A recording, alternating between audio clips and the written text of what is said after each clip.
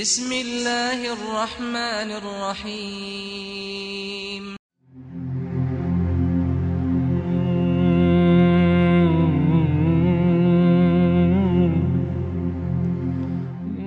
صحبتی که با تناسب زمان در این جلسه با شما عزیزان میخواهم داشته باشم راجع به بعض مسائل ماه مبارک رمضان است. این هم باشد یک مسئله عذرهای شرعی که خوردن روزه در ماه مبارک رمضان برای مسلمان مباح و جایز می گردد. دیگر مسئله گرفتن سوزندارو یا آمپول زدن در ماه مبارک رمضان از نظر فقهای اسلام چه حکم دارد و بعضی مسائل دیگری که مربوط به روزه است. سیوم کارگری که فقها برای او اجازت دادند همچون معذور شرعی روزه بخورد، این همون کارگر است که عقد اجاره با مستجیر با فرمای با خوجین بسته است، شرطنامه کاری، یا مثل که من امروز برادرهای ما در روسیه هستند با مثلا غیر مسلمان ها شرطنامه کاری میبندند. لیکن این معنا را ندارد که این صاحبان عذر از صبح روزه بخورند. نه، فقها میگویند برای این افراد همین است که در صبح نیت روزه میکند، وقتی دید که گرسنگی و تشنگی او را خسته کرده ایستاده است، بعد از آن او به رخصت شرعی عمل میکند، روزه میخورد. این تو نیست که سحر در خانه ضیافت کند و با اشکم سرخ سرد رود سر کار. اما برادران مهاجری که در روسیه هستند ولی کارهای خصوصی شخصی دارند، بر سر اونها کسی خوجین نیست و شرطنامه کاری هم با کسی نبستند، مثل اونهایی که رانندگی میکنند، یا مثل اونهایی که بازاری هستند، یا مثل اونهایی که ساختمان را قبول کردن ولی مهلت معینی براشون مقرر نکرده است خوجین. اینها برای خوردن روزه از پیش خود عذر و بهانه ها نتراشند، باید اینها کوشش بکنند روزه رو بگیرند، ساعت کارشان بگذار کم بکنند، بگذار در ماه مبارک رمضان هر روز 1000 روبل روسی درآمد نکنند، 500 روبل درآمد کنند، ولی از فضائل ماه رمضان خودشان محروم نسازند. فکر آخرت هم باید کرد، فکر سرمایه قبر و قیامت هم باید کرد. الصلاة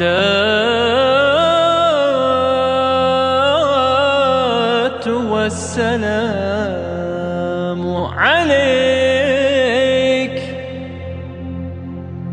عليك يا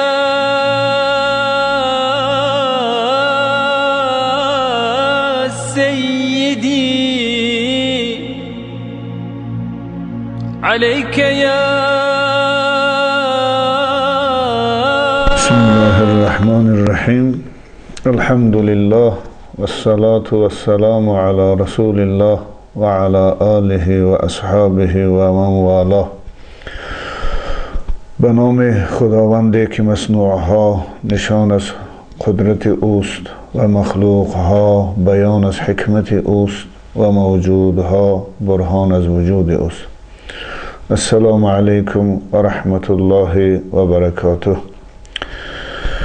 در ابتدا تشریف ماه مبارک رمضان، ضیف الرحمن، مهمان خداوند بخشاینده مهربان، ماه بهار قرآن، ماه مغفرت و آمرزش گناهان، ماه جود و احسان، ماه اجابت و قبول دعای روزداران و سرانجام ماه نصرت و پیروزی اسلام را در مجلس و محفل و خاندان هر یک شما برادران اسلامی تبریک و تهنیت عرض می کنم. امیدوارم خداوند سبحان به ما و شما در این روزهای گرم و دراز تابستان توفیق و قدرت و قوت عنایت فرماید که روزهای این ماه شریف را به پاکی بداریم و قسمتی از شبهای آن را با نماز و راز و نیاز با خدای خیش زنده بداریم. به ویژه در حق برادران مهاجر و دور از وطن افتاده خود دعا بکنیم که خداوند به ایشان توفیق و قدرت و قوی بیشتری عنایت فرماید برای اینکه این ماه مبارک رمضان را به پاکی روزه بدارند و شبها قیام لیل داشته باشند، زیرا چنانه که معلوم است طول روزهای ایشان نسبت به روزهای ما مردم تاجیکستان تقریبا 2-3 ساعت بیشتر و زیادتر است. لذا مشقت و زحمت ایشان در گرفتن روزه ماه مبارک رمضان از ما بیشتر و زیادتر است. انشاءالله اجرشم، پاداششم، ثوابشم وابسته با اخلاص و نیتی که ایشان در انجام این عبادت دارند زیادتر و بیشتر خواهد بود. امیدوار هستم که خداوند اولا به ایشان توفیق و بعداً قوت و نیروی عطا فرماید که حق این مهمان الهی را، احترام و حرمت این ضیف الرحمن را بجا بیارند و از معصیت و گناه پرهیز نمایند. بنده که به تازگی از ملاقات برادران مهاجر برگشتم، واقعا از این دید و بازدیدهای خیش چنین خلاصه برآوردم که هجرت برای مردم ما مکتبی بزرگ برای اسلام شناسی، برای آشنا شدن به معارف و فرهنگ دینی خود گردیده است. زیرا ما هر جا که رفتیم مسجد و نمازگاه های مخصوص برای جمعه و جماعت دیدیم که با حضور جوان و نوجوان های هموطن ما پر و سرشار بودند. انشاءالله این عنایت و لطف خداوندی است که سعدی می فرماید خدا گر به حکمت ببندد دری، به رحمت کشاید دری دیگری. امیدوار هستم که خداوند برادران مهاجر ما را هر جا که باشند در پناه عصمت خود از بیماری ها و آفات و بلیات محفوظشان بدارد و توفیق طاعت و عبادت و ترک معصیت و پیروی از قرآن و سنت را خداوند از ایشان سلب و دور ننماید و روزی را باز خدا موفق بگرداند که این نیروی عظیم کاری برای آباد و معمور ساختن کشور عزیز ما و وطن عودت نمایند و خداوند تنجی و آرامی و صلح و صلاح را در کشور ما مستدام بدارد که در سایه لطف عنایت الهی همه در پهلوی همدیگر زندگی سازنده داشته باشیم. آمین. صحبتی که با تناسب زمان در این جلسه با شما عزیزان میخواهم داشته باشم راجع به بعض مسائل ماه مبارک رمضان است. این هم باشد یک مسئله عذرهای شرعی که خوردن روزه در ماه مبارک رمضان برای مسلمان مباح و جایز می گردد. دیگر مسئله گرفتن سوزندارو یا آمپول زدن در ماه مبارک رمضان از نظر فقهای اسلام چه حکم دارد و بعضی مسائل دیگری که مربوط به روزه است. در کتاب رد المحتار و عالمگیری عذرهای شرعی را که خوردن روزه را برای شخص مسلمان مباح می‌گرداند فقها 9 عدد ذکر نمودند و حتی در 2 بیتی آن را با زبان عربی جمع‌آوری نمودند که چنین است: عوارض الصوم التي قد يغتفر للمرء فيها 9 تستطر حبل وإرضاع وإكراه سفر مرض جهاد جوعة عطش کبر. که ما انشاءالله با استعانتی از خداوند منان روی هر یکی از این عذرهای شرعی 9 گانه صحبت خواهیم داشت. از این 9 عذر شرعی که فقها ذکر نمودند 3 تاش در متن قرآن مذکور است و حکم آن با نص قرآنی بیان شده است. یکی از اونها سفر یا مسافرت کردن است که مقصود از این سفر البته همون سفر شرعی است که در اندازه آن، مقدار آن یا کیلومتر آن بین فقها اختلاف است که امروز از 78 میگیرن تا 120 و حتی بیش از آن. لیکن بنابر نوشته شارح مختصر القدوری با اسم تسهیل الضروری، ایشان با قول خیر الامور الوسط قول میانه را برای افتاء، برای فتوا اختیار نمودند و آن را 99 و یا تقریبا 100 کیلومتر قرار دادند.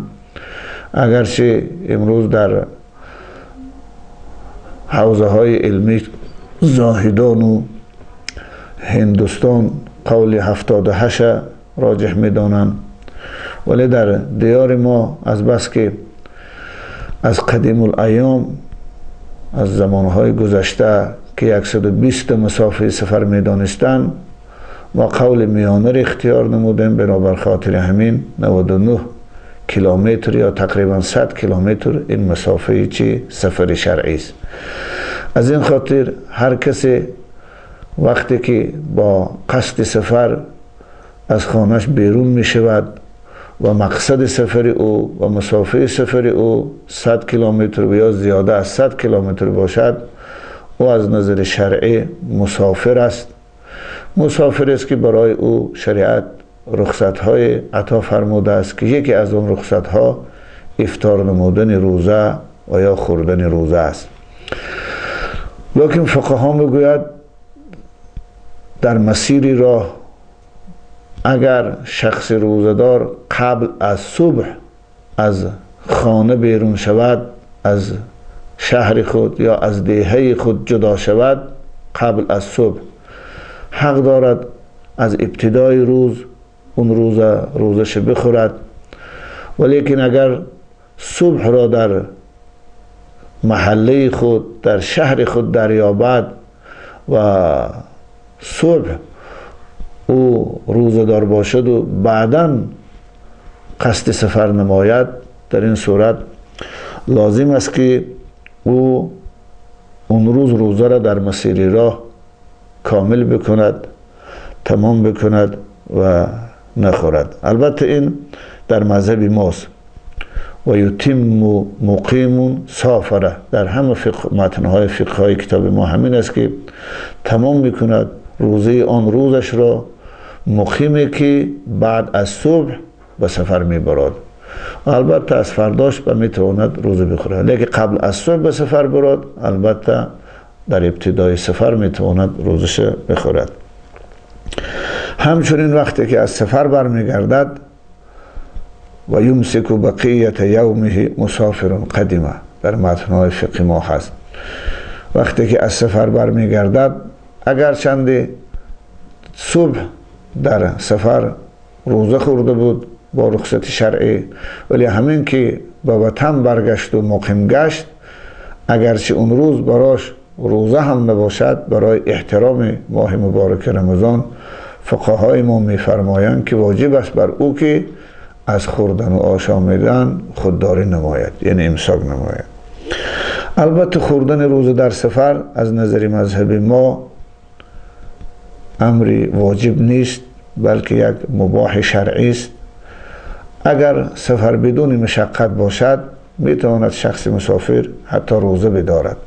بنابراین در فقهای ما فقها نوشتند و صوم سفر لا یضر احب، این روزه داشتن در سفری که مسافر از اون سفر ضرر و زیان نبیند حتی خوبتر است و بهتر است. باز نکته که میخواهم در این مسئله اضافه نمایم این است که مسافر از نظر مذهب ما کسی را میگویند که در شهر نیتی کم از 15 روز اقامت کردن دارد، یعنی از 15 روز کم قصد اقامت و زندگی کردن دارد. ولی اگر هر کی به شهر سفر کند مقصدش از سفر 15 و یا زیاده از 15 3 ماه و 1 سال و 6 ماه باشد، در این صورت او را دیگر مسافر شرعی گفته نمیشد، بلکه او مقیم است و بر او روزه داشتن چی فرض است. دوم، عذر شرعی که شریعت اجازه داده است برای بنده مؤمن خوردن روزه را، البته این رخصت صاحب شریعت پروردگار است، زیرا این در قرآن مذکور است، این بیماری است. و بیماری را فقها تفسیر نمودند. چه نوع بیماری؟ بیماری که نوعهای مختلف دارد. از این خاطر شرح میکنند که هو الذی یزید بالصوم او یخشى تأخر برئه، یعنی همون بیماریه که به سبب روزه داشتن افزایش مییابد، اوج میکند، خروج میکند، یا به شدن او به تأخیر میافتد. البته این حالت با 2 طریق میشود معلوم کرد، یعنی یکی زائد شدن بیماری به سبب روزه، دیگری به عقب افتادن شفا یافتن اون بیماری. یکی با تجربه خود بیمار وقتی که روزه می‌دارد احساس می‌کند که دردش خروج می‌کند، اوج می‌گیرد، افزایش می‌کند. دیگری با توصیه و خبر طبیبی که مسلمان است و حاذق و دردشناس است. بنابراین وقتی یک طبیبی به شما بگوید که مسلمان است، ولی بنابراین فقها خبر طبیب کافر در این مسئله قبول ندارند. بنابراین شرط اون طبیب یکی همین که مسلمان باشد، دیگر این که حاذق باشد، دردشناس باشد. وقتی که به شما یک طبیب مسلمان حاذق توصیه بدهد که برادر روزه داشتن بر بیماری شما ضرر دارد، شما می توانید با توصیه او روزه رمضان بخورید. از نظر شریعت هیچ اشکال و هیچ گناه بر شما نوشته نمی شود. بنابراین در فقهای مذهبی ما هم میگد و مریضون خاف زیادت مرضه، یعنی دیگری از کسانی که صاحب عذر شرعی این بیمار است که خوف دارد به سبب روزه گرفتن از زائد شدن بیماریش. اما بیماری که به سبب روزه یا که روزه در او ضرر نداشته باشد، مثل بیماری خارش، مثل بیماری دندان درد یا انگشت درد، یا بیماری مثلا ما تاجیکا پوچک میگویم یا یگان زخم میگویم، در این صورت ها خوردن روزه البته چه جایز نیست. البته این قول مذهبی ماست. در این مسائل اختلاف با بعضی فقها و علما دارن، ولی من فقط نظری مذهبی خودمان در این مسئله میخوام بگم. خب نکته که در مسئله بیماری باز میخوام اضافه کنم، بیماری از نظر علاج و شفا 2 نوع می شود. یکی بیماری است معالجه شونده و شفا یابنده. دیگر بیماری است که معالجه نشونده و شفا نیابنده است. قسم اول بیماری که علاج و شفا دارد، اگر رفت و شخص مریض، شخص بیمار با رخصت شرعی روزه خود افطار کرد، بر او قضا لازم است. یعنی وقتی که بیمارش رفع شد و شفا یافت، چند روزی که از ماه رمضان خورده است، قضای او را میتواند در دیگر ماه‌های سال اختیار دارد، پی در پی اختیار دارد، یک روز در میان یا 2 روز در میان پراکنده قضای اون روزه ها را میگیرد. اما نوع دوم بیماری که معالجه نشونده و شفا نیابنده هست، مثل بیماری هایی که قند که به حد نهایی، به درجه نهایی خود رسیده است، یا بیماری هایی که سکته، بیمارهایی که سکته قلبی گذراندن و دائم با دارو زندگی میکنن، بله در این صورت برای اینها قضا نیست، بلکه بر چنین افراد، بر چنین بیمارها فدیه لازم است که فقها مقرر کردن. تقریبا 2 کیلو آرد یا 2 کیلو مثلا قیمت گندم بر مسکین ها، بر فقرا میدهد و به همین انشاءالله از عهده روزه ماه مبارک رمضان خارج میشوند. البته هر که غنی باشد با میتواند بیشتر بدهد، او با نرخ مویز میتواند این فدیه خود برای رمضان، روزه رمضان ادا بکند. خب گفتم این 2 عذر شرعی قرآنی است که پروردگار در قرآن عظیم و شان بیان می‌فرماید: استعوذ بالله فمن کان منکم مریضا او علی سفر فعدة من ایام اخر.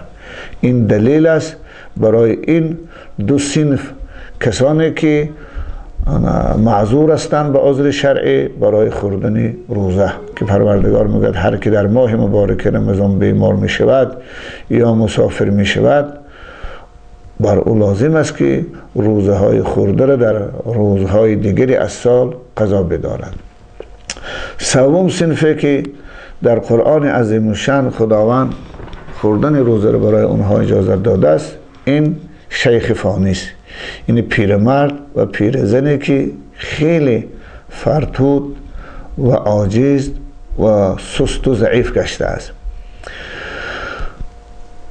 دلیلش همین آیه مبارک است: اعوذ بالله من الشیطان الرجیم و علی الذین یطیقونه فدیة طعام مسکین. خدا میگوید اینجا در مفسرها یک حرف نفی، یک حرف لا را قبل از یطیقونه مقدر میکنن، محذوف است، میگویند پروردگار میگوید بر کسانی که طاقت و قوت گرفتن روزه ندارند واجب است فدیه هر روزه. هر روز بر اونها لازم است که برای روزه هر روزه مقدار قیمت 2 کیلو گندم یا آرد یا بیشتر از آن به فقرا و مساکین فدیه بدهند. البته شیخ فانی یا پیر فرتود یا پیر زنی مثلا ضعیف این سن و سال محدود ندارد. فقها البته بعضی هاش برای آن سن و سال معین کردن، بعضی از 50 بالا، بعضی از 60 و بعضی از 70. خلاصه چون نص صریح در این باره از صاحب شریعت که آمده است، بنابراین هر رأی زدن، ولی صحیحش سن و سال اعتبار ندارد، بلکه قوه و نیروی همون پیرمرد و پیرزن معتبر است. ببینید اگر خیلی بعضی پیرمرد و پیرزن هایی است که 60 سال دارند ولی خیلی ضعیف هستند، خیلی ناتوان هستند، اما بعضی پیرمرد و پیرزن هایی که 70 سال دارند ولی خیلی با قوت و نیرومند هستند. بنابر خاطر این وابستگی به حالت سلامتی و فیزیولوژی همون پیرمرد و پیرزن دارد که اینا شریعت رخصت داده است که روزه را بخورد و فدیه بدهد. و گروه چهارم و پنجمی که چهارم و پنجمی که شریعت برای اونها رخصت خوردن روزه را داده است، این زنهای حامل دار و شیردهنده است که خاص طبقه زن هاست. دلیل اینها همون حدیث است که رسول اکرم صلی الله علیه و سلم گفتند که حدیث صحیح است از صحاح 6 5 نفر از صاحبان صحاحت حدیث روایت کردند. رسول اکرم میفرمایند ان الله عز وجل وضع عن المسافر الصوم و شطر الصلاه و عن الحبل والمرضع الصوم. خداوند از مسافر روزه و نصف نماز ساقط گردانیده است و همچنین از زنهای حامل دار و شیردهنده نیز روزه را ساقط گردانیده است. اما در اینجا کلمه الحبلا المرضع، این زن حامل دار و شیردهنده چون معرف با الف لام آمده است، بنابر خاطر همین فقها او را مقید میکنند بر آن زن حامل دار و شیردهی که خافت علی نفسها او ولدها، خوف دارد بر سلامتی خود یا بر جان فرزندش. بنابر خاطر همین هر زنی که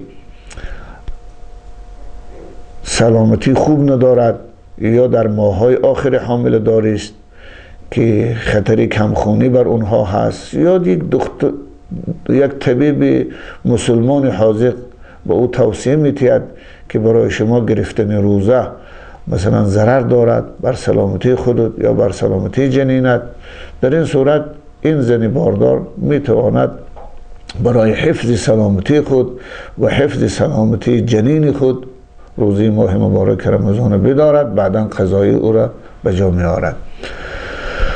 اما اگر رفت و از نظر جسمانی قوی باشد و نیرومند باشد و ماهای اول حامل داری باشد که هیچ زیان و ضرر روزه بر سلامتی او یا بر جنین اونو داشته باشد، در این صورت روزش گیرد باکی هم ندارد. همچنین زن شیردهنده هم که مثلا طفل شیرخواره دارد و غذای اساسی اون طفل شیرخواره شیر مادر است، اگر روزه بدارد شاید شیر مادر کم شود یا خشک شود، این باعث ضرر دیدن طفل شود. در این صورت شریعت رخصت می‌دهد که این زن شیرخواره هم به خاطر حفظ سلامتی فرزند خود روزه رو بخورد و بعدا قضا بدارد. و ششم و هفتم عذر شرعی که شریعت اجازه داده است برای مسلمان با این عذر خوردن روزه را، این ارهاق الجوع و العطش، یعنی گرسنگی و تشنگی هلاک کننده.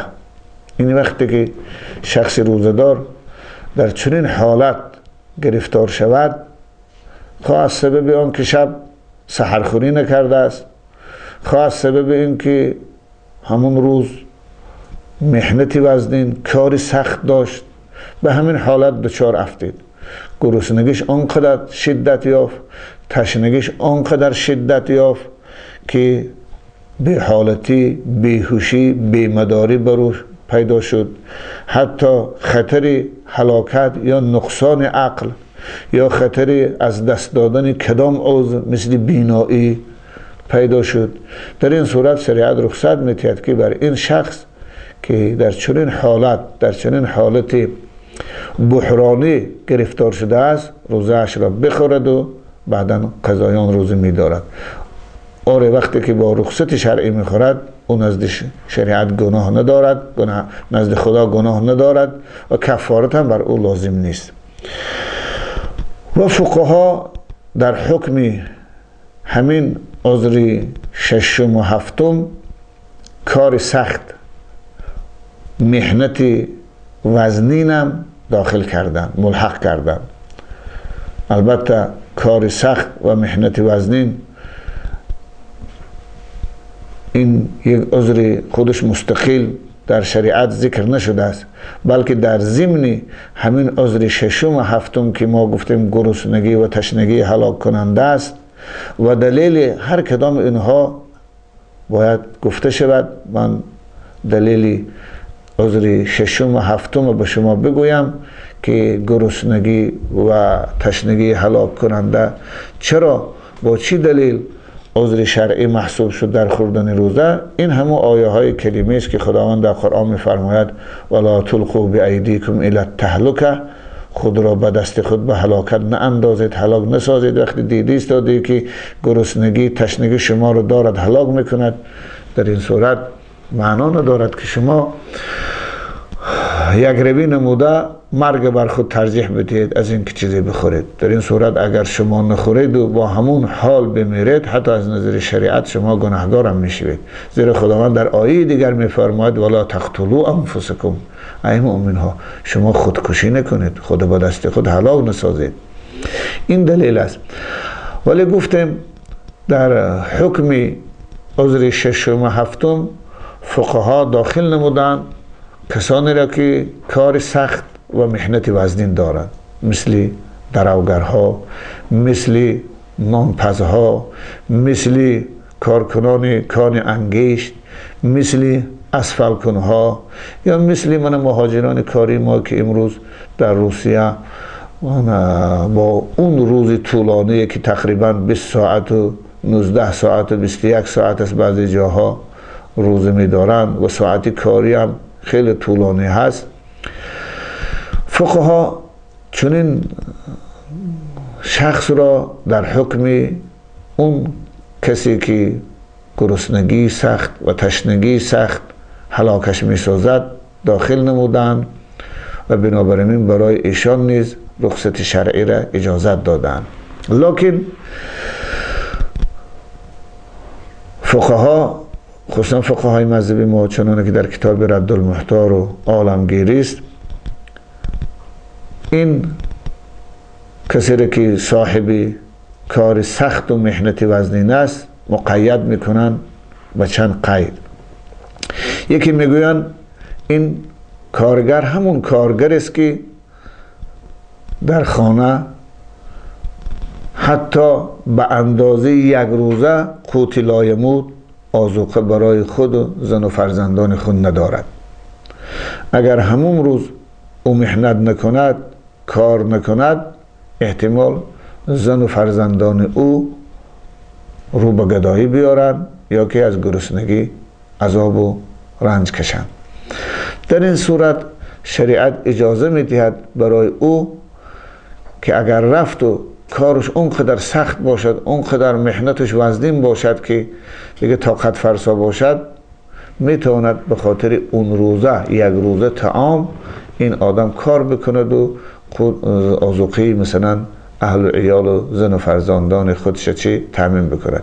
برای که در این دلیل فقها در این مسئله همین است که اگر کسی یک روزه آذوقه خود نداشته باشد یا زن و بچه های خود نداشته باشد، برای او حتی طلبندگی، سؤال و گدایی وقتی که کار نباشد، مثلا جای کار نباشد، فقها میگن طلبندگی کردن، گدایی کردن از نظر شریعت برای او رخصت می شود، مباح می شود، حالا که این حرام است از نظر شریعت طلبندگی گدایی. اما برای کسی که در چنین حالت گرفتار است که جای کارم نیست، منبع درآمدم ندارد، یک روزه آذوقه هم ندارد، برای او از طریق گدایی طلبندگی آذوقه جمع کردن مباح می شود. وقتی که این عمل حرام برای او که مباح بشود، خوردن روزه هم البته به طریق اولا برایش مباح می گردد. این یک. دوم، برای کسی از کارگرها خوردن روزه را فقها اجازت دادن. البته این خلاصه است که من از رد المحتار و عالمگیری که دو فتوای معتبر مذهب ماست به شما بیان میکنم. دوم نفر است که خوف هلاک شدن مال او یا دزدیده شدن مال او پیش آمده است. ماه مبارک رمضان است، فرض میکنیم زراعت او پخته رسیده است. اگر او زراعت خود جمع آوری نکند، احتمال دزدیده شدنش است یا احتمال تلف شدنش است، مثلا دانها احتمال بریزد. خب پس باز نمیابد کسی که با اجره مثل اون زراعت جمع آوری کند. در این صورت وقتی که در گرمای تابستان این حالت براش پیش بیاید، فقها اجازت دادند که این آدم روزه ماه مبارک رمضان بخورد و مال خودش از تلف شدن حفظ نماید. دلیلشون در این مسئله هم مسئله نماز است. تمام فقها اتفاق دارند که اگر شخص در حالت شروع نماز فرض ببیند که دزد مال او رو دزدیده ایستاده است یا مالش در آب یا در آتش خطری سوختن و تلف شدنش باشد، فقها میگن جایز است که این آدم نماز فرضم که باشد قطع بکند، مالش حفظ بکند از دست دزد یا از تلف شدن. در همین مسئله بنابراین در مسئله روزه را هم قیاس کرده با مسئله نماز. بنابراین وقتی که خوف تلف شدن مال باشد یا دزدیده شدن مال باشد، شخص کارگر میتواند برای حفظ مالش روزی ماه مبارک رمضانش بخورد، بعدا قضا بدارد. این هم عذر شرعی است. لیکن این معنا را ندارد که این صاحبان عذر از صبح روزه بخورند. نه، فقها میگویند برای این افراد همین است که در صبح نیت روزه میکند، وقتی دید که گرسنگی و تشنگی او را خسته کرده ایستاده است، بعد از آن او به رخصت شرعی عمل میکند، روزش میخورد. این تو نیست که سحر در خانه ضیافت کند و با اشکمی سرد رود سر کار. حتی همین کسایی که همین کارگرهایی که کاری سخت دارن و شریعت برای اونها رخصت داده از خوردن روزه را، باید در ابتدا نیت روزه بکنن. حتی این اتفاق فقهای مذهب ماست، در ابتدا نیت روزه بکنن تا حد توان روزه را بدارن. وقتی که میبینن که دیگر توان ندارن، بعد از آن روزه بخورن. سیوم کارگره که فقها برای او اجازت دادن همچون معذور شرعی روزه بخورد، این همون کارگر است که عقد اجاره با مستجیر، با فرمای، با خوجین بسته است، شرطنامه کاری. یا مثل که من امروز برادرهای ما در روسیه هستن با مثلا غیر مسلمان ها شرطنامه کاری میبندن، یک امارت یا ساختمان را مدت معینی به اونها میسپارد که همین مدت باید تمام بکنی. یا یگان کارخانه دولتی با کار میکنن که یک ساعت کاری 12 ساعت، بیشتری اونها رو میبینیم والله ساعت کاری دارن، خیلی ساعت کاری وزنین است. خوب، وقتی که شرطنامه کاری عقد اجاره با اونها بسته باشن و کار وزنین باشد و اون جانب هم به خاطر رمضان هیچ خیلی سهلگیری و مثلا آسانی برای این مسلمان روزدار نمیداده باشد، پس فقها اجازت دادن که این شخص برای خاطر حفظ مزد خودش روزه را بخورد. البته سحر نیت روزه میکند، هنگامی که کار براش وزن آمد روزش میخورد، بعد اون قضایش میدارد. دلیل این مسئله را فقها قیاس کردن به چی؟ ببینید هر کدامش دلیلی دارد.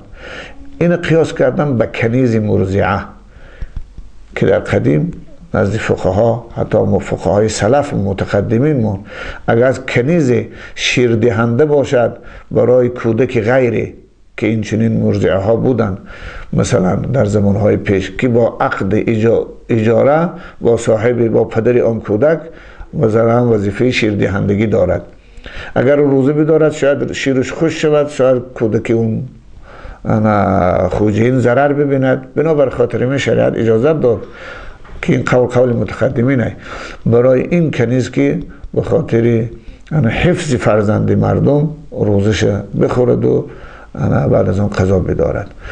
این سه حالت است که فقها برای کارگرها اجازت خوردن روزه دادن. یکم حالت باز خلاصه میکنم، برای کسی است که یک روزه آذوقه زن و فرزند خود ندارد، پس برای او البته از ابتدای روز نیت روزه میکند تا حد توانش، وقتی ببیند که گرسنگی و تشنگی او رو خسته میکند میتونه روزش بخورد.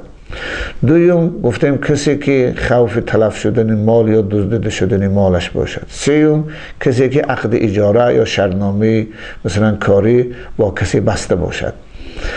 اما برادران مهاجری که در روسیه هستند ولی کارهای خصوصی شخصی دارند، بر سر اونها کسی خوجین نیست و شرطنامه کاری هم با کسی نبستن، مثل اونهایی که رانندگی میکنن، یا مثل اونهایی که بازاری هستند، یا مثل اونهایی که ساختمان را قبول کردن ولی مهلت معینی براشون مقرر نکرده از خوجین.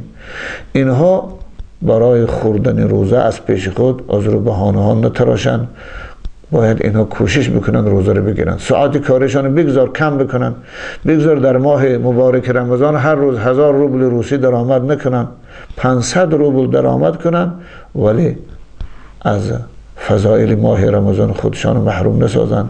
فکر آخرت هم باید کرد، فکر سرمایه قبر و قیامت هم باید کرد. این پول دنیا هر قدر که جمع بکنیم خلاصه زائل شدنی است، حتی 6 ماه زندگی شما به نمیرساند. اما اون سرمایه که شما در این ماه پربرکت، در این ماه که طاعت و عبادت هاش از عبادت های دیگر متفاوت دارد، نافله هاش برابر دیگر فریضه هاش برابر 70 فریضه های دیگر ماه هست.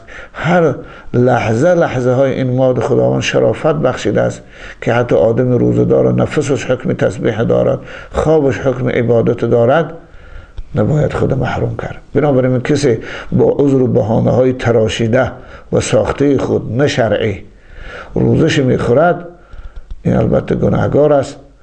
و بعدا قضا هم که بدارد، پیغمبر خدا در حدیث صحیح میفرمایند کسی من افطر یوما من رمضان من غیر رخصت رخصه الله لم یقض عنه صیام الدهر کله ولو صامه.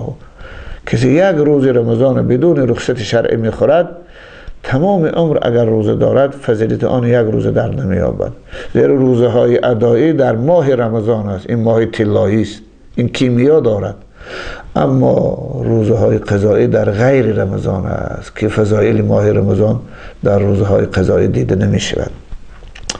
و هشتم و نهم عذر شرعی که شریعت اجازت داده است برای مسلمان خوردن روزه را، این یکی جهاد است.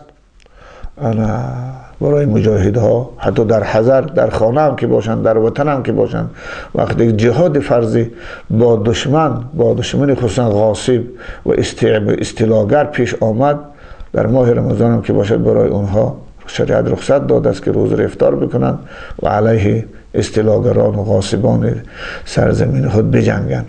و نهم این حالت اکراه است، حالتی که شما را کسی مجبور میکند، وادار میکند به خوردن روزه. خب این 9 عذر شرعی بود که از نظر شریعت خوردن روزه برای شخصی روزه‌دار که اگر صاحب یکی از این عذرهای 9 گانه باشد گناهی نیست، میتواند بخورد، بعدا قضای او را میدارد. مسئله دیگری که در این ایام مبارک میخوام اضافه بکنم، مسئله غسل کردن و یا آبازی کردن. البته غسل 2 نوع میشود. ما فقها تقسیم میکنن غسل جنابت، دیگری غسل تبرید. غسل جنابت همون است که شما در ماه مبارک رمضان جنوب میشوید، خواه به سبب احتلام خواب دیدن، خواه سحرخیزیتان تأخیر می شود، بعد صبح دمیدن، بعد از آنه که مؤذن اذان بامداد میگوید شما غسل میکنید و بعد از آن نماز بامداد میخوانید.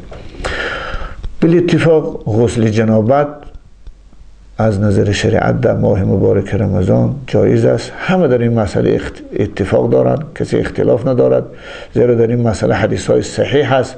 بخاری مسلم روایت میکنه از حضرت عایشه مادرمان که حضرت عایشه مادرمان میگوید که پیغمبر خدا گاه صبح در میافتند در حالی که جنوب بودند. یعنی مؤذن اذان میگفت، صبح صادق میدمید در حالی که حضرت جنوب بودند، بعدا غسل میکردن و یعنی در ایام روز، در ساعات روز غسل میکردن و مسجد میبراندن، نماز میخوانن. پس غسلی که در خانه با پیمانه میکنیم، با ظرف آب میکنیم یا با دوش میگیریم، پس معلوم میشه این غسل اتفاقی، کسی در این مسئله اختلاف ندارد. خواه همین نوع غسل شما برای سرد و سلقین شدن میکنید که این غسل تبرید میگویند. مثلا روزی تابستان است، خیلی شما عرق کردید، گرم شدید، میبید خانه، ظرف آب رو میگیره در سر خود میریزید یا دوش میکشید و در سر خود میریزید. این نوع غسل هم از نظر شریعت مباح است، برای که رسول اکرم صلی الله علیه و سلم حدیث امام احمد است و مالک و ابو داود که با اسناد صحیح روایت میکنند که از بعض صحابه ها که انه قال، البته اصحاب رسول اکرم همش عادل هستند، ولقد رأیت رسول الله صلی الله علیه و سلم یصب علی رأسه الماء و هو صائم. صحابه میگن با چشم خود دیدم پیغمبر خدا را در حالی که روزدار بودند در گرمای تابستان در سر مبارک آب میریختند برای سرد و سلخن شدن، من العطش او من الحر. خواه از شدت تشنگی بود حضرت این کار میکردن، خواه از شدت گرما بود که خلاصت در سر مبارک آب میریختن. اینشون حضرت عبدالله بن عمر هم روایت است که ایشان لباس خود تر میکردن در آب و در بدن خود میپوشیدن برای سرد و سلخن شدن. بنابراین از این روایت ها فقها استنباط کردند که غسل تبرید هم غسلی که نه برای جنابت و رفع جنابت است بلکه برای سرد و سلخن شدن است در ماه مبارک رمضان باقی ندارد. حتی محمد عمری سربازی در منبع العلومش میگوید که یا والله علی فتاوای علمای دیوبند است، عزیز الرحمن مفتی هند عزیز الرحمن فتواش است که کسی در ماه مبارک رمضان اگر به تکرار چنین غسل تبرید حتی 8 بار و 10 بار هم که کند اشکالی ندارد، مانعی ندارد، جایز است. دیگر مسئله گفتیم آبازی کردن در دریا یا در حوض، فرود آمدن انغماس یا سباحت. انغماس از سباحت همینه فرقشون که انغماس فی الماء اینه فرو رفتن در آب فرود می آید، در کنار آب خودتان زیر آب میکنید و میخیزید. سباحت این شناوری است، این است که خودتان در آب با شکم می اندازید و ثانی دست و پا میزنید، یعنی قلاچک میکشید به قول ما مردم بگویم به لهجه ما. صورت اولش که این غماس ما است فرو رفتنی در آب است، یعنی بدون شناوری خودتان در آب مثلا فرو برید و خیزید. امام اعظم خدا رحمت کنه ایشان را مکروه گفتند. به خاطر چی؟ به خاطر که این آدم کویا بی‌طاقتی و بی‌قراری خودش کویا اظهار نموده ایستاده است. و همین دلیل حضرت امام اعظم در آب غوطه خوردن برای شخص روزدار مکروه گفتند. اما ابو یوسف شاگردشان میگه کراهت ندارد، بدون کراهت این عمل جایز است. و حتی فتاوای رد المحتار قول اینچنین عالمگیری هم قول دارد که از فتوای معتبر ما هستند. قول ابو یوسف ترجیح میتن و میگن و هو الازهر و بهی یفتا، که این علامت فتواست. یعنی قول ابو یوسف قبل ازهر است و به قول ابو یوسف فتوا است. بنابر خاطر همین غوطه خوردن یا فرو رفتن در آب بدون شناوری در ماه مبارک رمضان، خواه در دریا میکنید خواه در حوض میکنید، به قول مفتابهی در مذهب ما بدون کراهیت جایز است، مباح است. اما شناوریش لیکن کراهیت دارد، مکروه تنزیهی گفتیم فقها. برای چی؟ برای خاطر که احتمال فاسد شدن روزه در شناوری هست، زیرا در اون حالت شما دست و پا میزنید، احتمال دهان و حالت باز بودن دهان جرعه آب در حلق شما را و روزتان فاسد شود. از این خاطر شناوریش فقها مکروه تنزیهی گفتن همینم، این اولا و افضل ترک سباحت، ترک شناوری کرد. مسئله دیگری که بحث برانگیز است این مسئله دارو گرفتن از طریق سوزن دارو در ماه مبارک رمضان. این آمپول زدن به قول غربی ها گویم یا به قول روس ها گویم اوکال گرفتن. خب این مسئله معاصر است، مسئله عصر 20 است، زیرا در عصر فقهای متقدمین و نه در عصر رسول اکرم و صحابه ها و تابعین این مسئله نبود، بلکه یک پدیده مثلا تازه و نو است که مجتهدها با رأی خود حکم این در ماه مبارک رمضان برای شخص روزدار بیان فرمودند. از معلوماتی که بنده از طریق سایت اینترنت جمع آوری نمودم، از نام مفتی دیار مصر، البته مفتی سابق دیار مصر، شیخ محمد بخیت، حتی این مسئله در سال 1919 علماهای مصر حکم او را معین کرده بودند. چرا این سوزندارو تقریبا 100 سال زیاد است که مثلا انسانیت او را کشف کرده است. بنابراین در همون عصر، یعنی تقریبا 100 سال پیش، علماهای مصر حکم او را بیان نمودند. خب من خلاصه نوشته ایشان به شما بیان میکنم که ایشان میفرمایند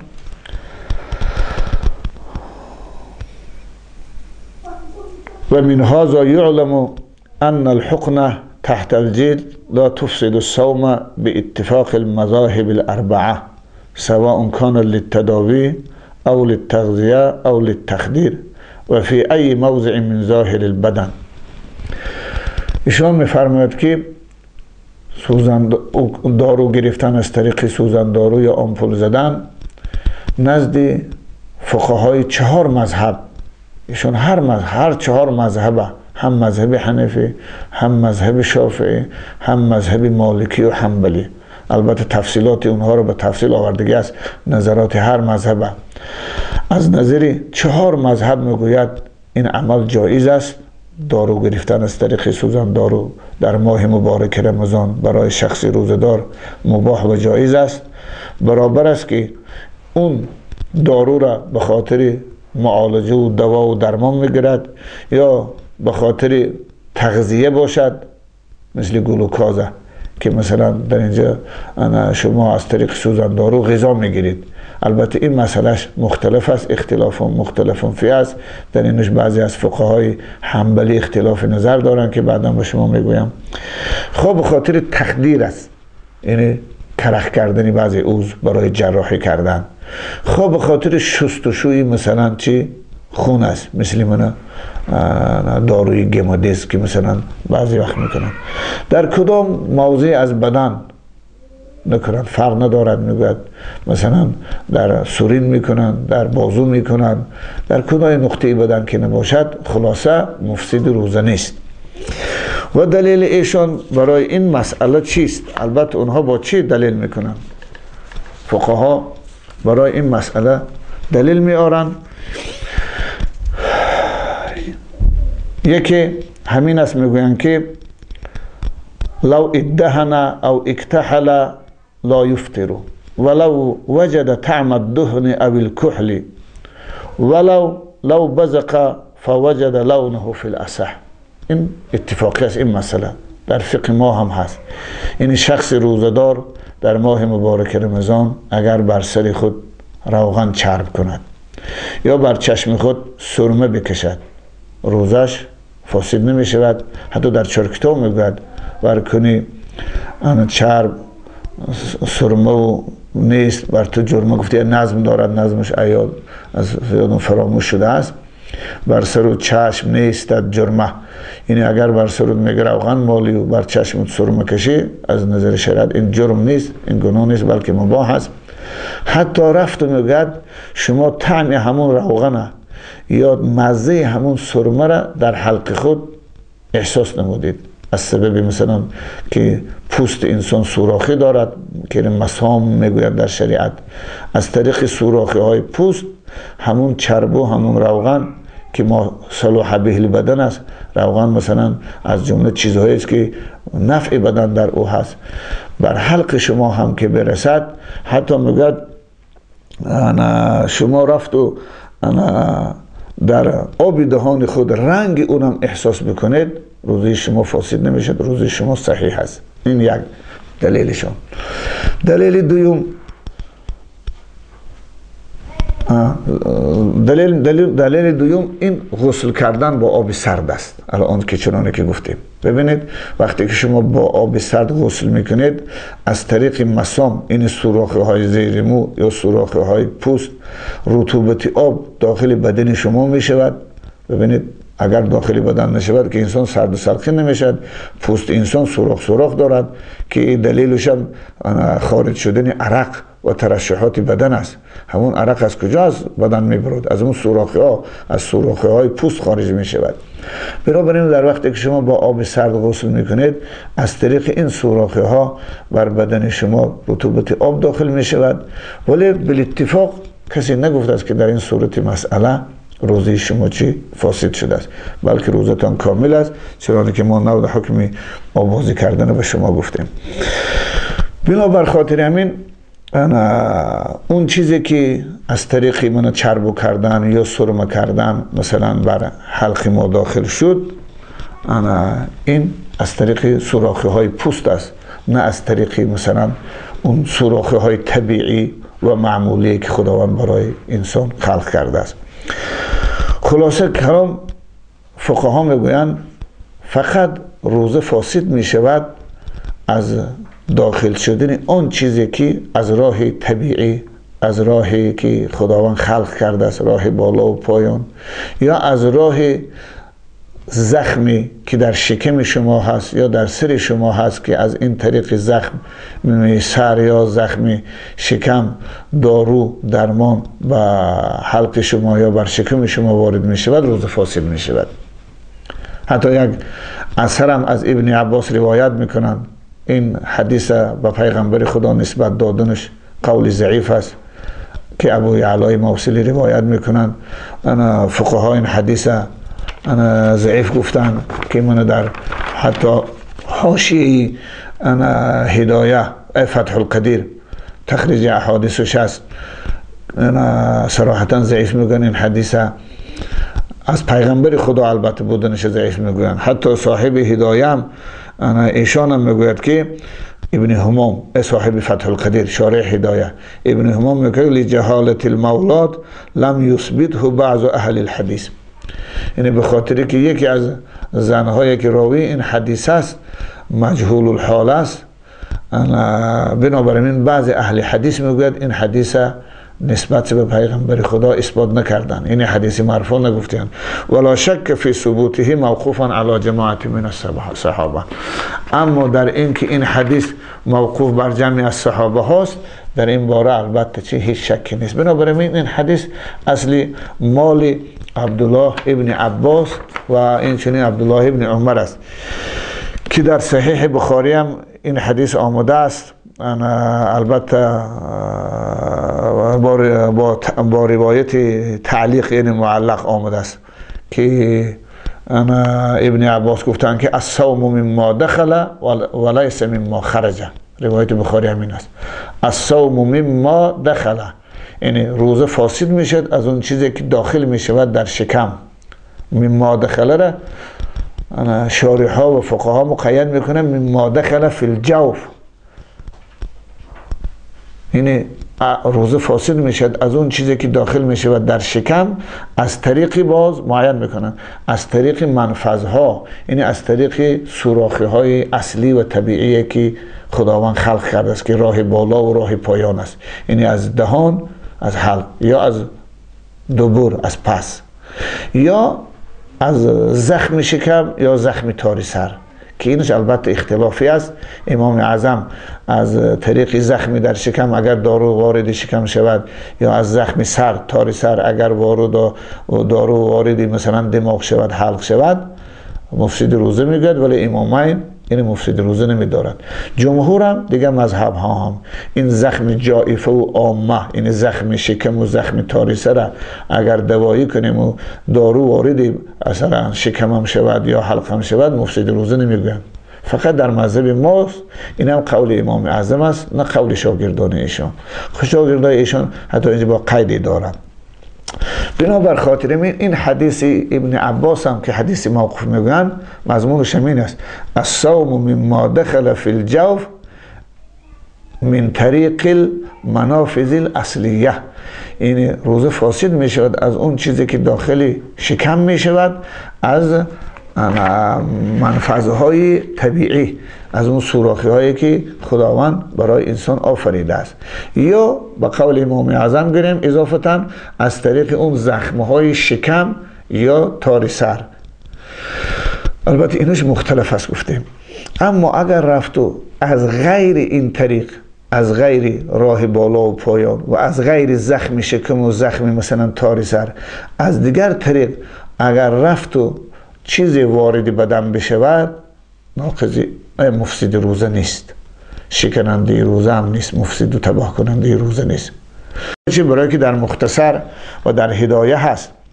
در مختصر میگوید که و قضا فقط این وصل دواء الى جوفه او دماغه من غیر المسام، یعنی قضا میدارد بس بدون کفارت، فقط قضا میدارد. اگر بیمار دوایی بکند زخم شکم یا زخم تار سر خود را و این دارو از طریق زخم شکم و زخم سر بر شکم یا دماغ او برسد، من غیر المسام، از غیر سوراخی های زیر پوست. بعد دوامش شارحان میگن فلو وصل شیء من المسام الى الجوف لم یفسد بلا خلاف. اگر رفت داروی از طریق سوراخی های پوست به جوف انسان برسد، به شکم انسان برسد، بلا خلاف، این بدون اختلاف مفسد روزه نیست. ببینید از طریق سوراخی های پوست اگر داروی که ما صلح به البدن است، که منفعت بدن در او هست، اگر وارد بدن بشود روزه فاسد نمی شود. میگن حتی صاحب هدایه میگوید که و داخل من المسام لا ینافی الصوم کما لو اغتسل بالماء البارد. متن هدایت یعنی اون چیزی که داخلی شکم می شود لیکن از طریق سوراخی های پوست، نه از طریق زخم شکم، جائفش میگویند. خلاص چیزی که یا دارو است یا مثلا غیر دارو، چیزی که منفعت بدن در او هست بر بدن ما داخل شود، بر شکم ما حتی برسد، از غیر مثلا از طریق سوراخی های پوست، این با روزه منافات ندارد، روزه رو فاسد نمی کند. همچنانه که شخص با آب سرد آبازی می کند و از طریق سوراخی های زیر مو یا سوراخی های پوست ببینید رطوبت آب داخل جوف او می شود، داخل شکم او می شود. برای خلاصه فاسد شدن روزه فقها شرط کردن رسیدن دارو را به شکم، خواه از طریق راه پایان، خواه از طریق راه بالا حلق، خواه از طریق زخمی در شکم بوده، خواه از طریق زخمی در تار سر بوده. اما یگان نفری از فقها نگفته است شخص بر بازوی خود زخم دارد یا بر سرون خود زخم دارد یا بر پشت خود زخم دارد یا بر ران خود زخم دارد، اگر دارو کند درمان کند. البته اون دارو درمانی که در این مکان میکند اگر امروز با تحلیل طبی بگویم اونم از طریق خون بر جوف انسان میرسد، اما کسی ایره ناقضی وضوء مفسد روزه نگفته است. حالا که این داروهایی که از طریق سوزن دارو داخل بدن می شود، اینها نه از سوراخی های زخم بلکه از چی؟ از زیر پوست، از سوراخی های زیر پوست یا که از رگ وارد بدن می شود. از این خاطر تمام فقها در این مسئله اتفاق دارند که دارویی که من حتی صاحب بدائع الصناعی هم دارد ما وصل الى الجوف او الى الدماغ من المخارق الاصلیه، یعنی اون چیزی که اون دارو درمانی که به جوف، به شکم، مراد از جوف در اینجا شکم انسان است. حتی صاحب جامع الرومی میگه الجوف جوف الانسان بطنه تفسیر کرده است، نه تمام بدن انسان. یگان نفر از شارحای حدیث و نه فقها جوف در این مسئله به معنای بدن انسان، کل بدن انسان نگرفته است. او عباره ما صلح به البدن هدایه و افاده این نمیکنه و فقط بیان همون دارویی که برای نفع انسان است او را بیان میکند، نه جوف بیانش است. مما صلح به البدن بیان جوف نیست، بیان دارو است، بیان یعنی اون مایه که مای موصوله که مراد او دارو هست و نظیر دارو هر چی که برای نفع انسان است او را بیان میکند. بنابراین جوف در اینجا فقط محدود است. از نظر لغت هم جوف به معنای همه شکم است. این کاواکی رو میگن، چون شکم انسان در تهیگاه کاواکی بدن قرار داره بنابراین جوف میگن. آره گاه در حدیث پیغمبر خدا اجوفان یعنی مسانرم یعنی پیشابدانم جوف گفتن، اونم چون در محل کاواک قرار دارد. اما کلی بدن انسان، ران و پشت و دست و بازو و اینها را مثلا جوف گفتن، این در زبان شریعت نه در زبان لغت نه آمده است.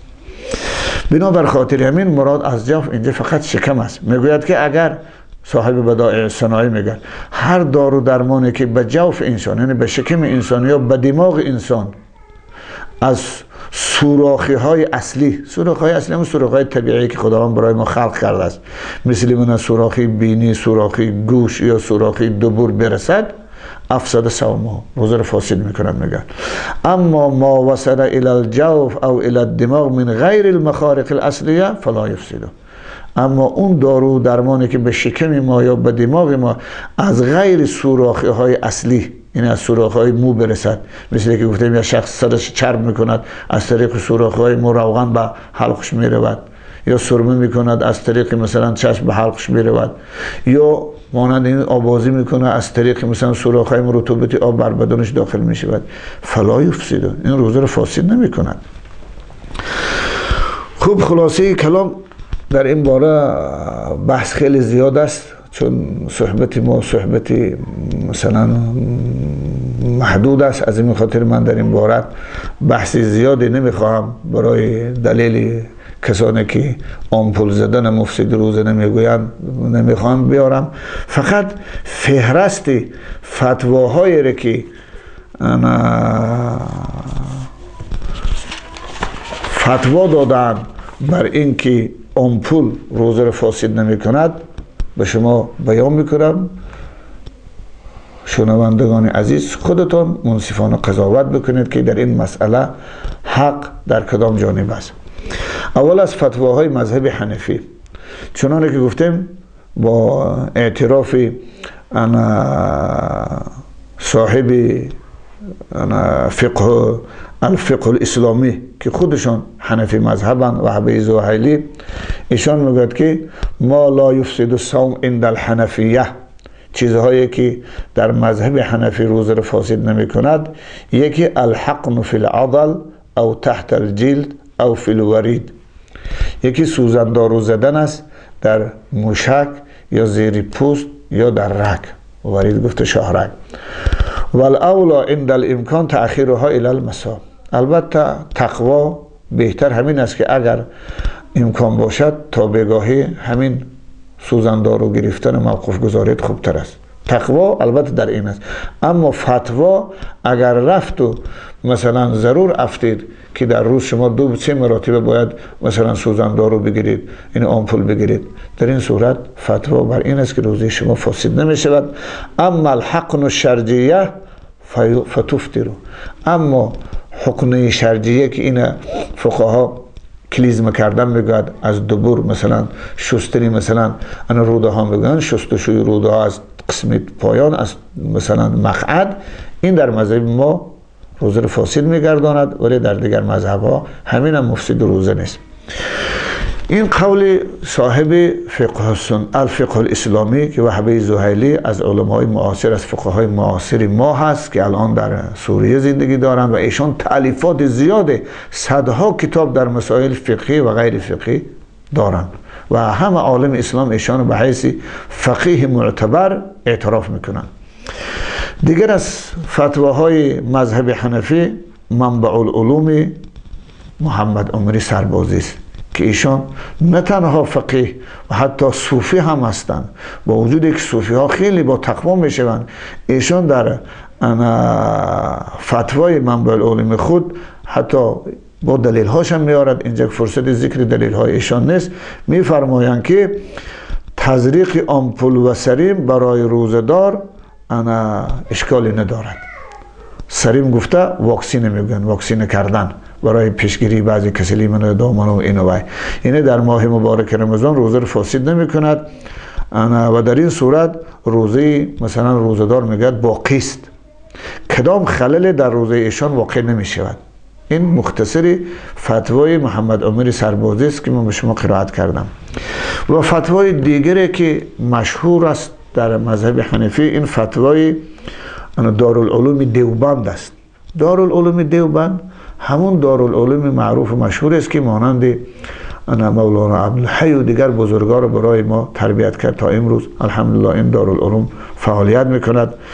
مفتی اعظم این دارالعلوم که مولانا عزیز الرحمن است، ایشان هم در فتواشان حکم کردند که آمپول گرفتن در ماه مبارک رمضان با روزه منافات ندارد، روزه را فاسد نمیگرداند. و این چون محمد عمر سربازی در حاشیه منبع العلوم خود قریب والله علم 8-9 فتواهای از علماهای هندوستان و پاکستان و زاهدان ذکر میکند که ایشان همگی اجازت داده‌اند بر گرفتن آمپول در ماه مبارک رمضان اگر ضرورت افتد. یکی فتوای عثمانیه است که شاید محمد شفیع عثمانی فتواشون باشد. حتی ایشان یک رساله هم در این مسئله نوشته بودند، نامش کلمت القوم فی الانجکشن فی الصوم. انجکشن شاید لهجه پاکستانی باشد، بلوچی باشد، به معنی آمپول گرفتنی در رمضان در حالت روزه. حتی یک رساله مخصوص ایشان در این مسئله نوشته بودند و فتوا داده بودند چه برای اینکه مفسد روزه نیست. همین چنین فتوای امداد المفتین که این از فتواهای معروف است در دیار پاکستان و هندوستان، جلد 3 صفحه 68. همچنین امداد الفتاوا جلد 2 صفحه 144، احسن الفتاوا جلد 4 صفحه 422، فتاوای محمودیه که در علوم زاهدان و فتواش است جلد 3 صفحه 128، فتاوای رحیمیه جلد 2 صفحه 38، کفایت المفتی جلد 4 صفحه 239. خوب حتی حکیم الامه حضرت علامه طحاوی که خیلی دانشمند بزرگی حنفی در عصر 20 است که یک اعلاء السنن که فقه حنفی را مدلل با احادیث کرده است نوشته است، 21 مجلد است یک فقهش و صدها تالیفات زیادی دارد که تمام علمای این معاصر حنفی امروز ایشان به حیث مجتهد و حکیم الامه میشناسند. ایشان هم مثلا چه آمپول گرفتن در ماه مبارک رمضان انا مفسد روزه نمیدانند. در فتاوای محمودیه قیاس را برای خاطر حکم آمپول بیان کرده است. ایشان زهر گزیدن کژدم یا منتشر شدن زهر کژدم در بدن قیاس کرده است با دارویی که از طریق آمپول انا وارد بدن می شود.